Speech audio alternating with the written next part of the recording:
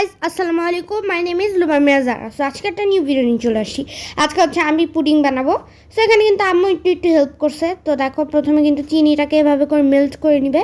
পুডিংয়ে তো তোমরা জানোই প্রথমে কি থাকে, মানে এরকম একটা কালার থাকে। ওই কালারটাই কিন্তু এই চিনি দিয়েই করে।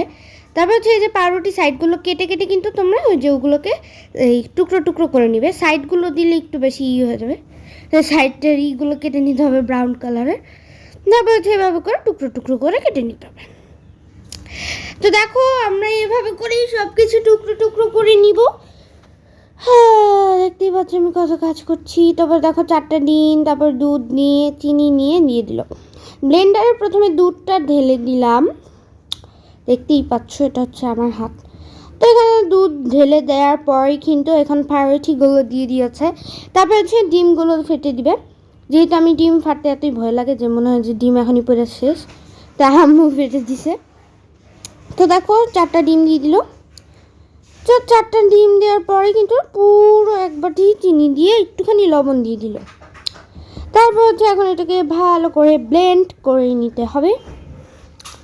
তো দেখো এখানে আমাদের এই ব্লেন্ডারটা আছে না, একটু নষ্ট হয়ে গিয়েছিল, পরে অন্য একটা ব্লেন্ডার নিয়ে নিয়েছি।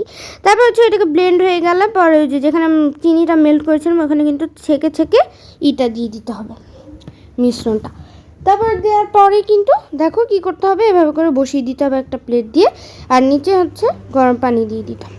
তো দেখো হয়ে গেলে কিন্তু তোমরা এভাবে কাঠি দিয়ে দেখবে, যদি এরকম হয় তাহলে বুঝবে হয়ে গিয়েছে।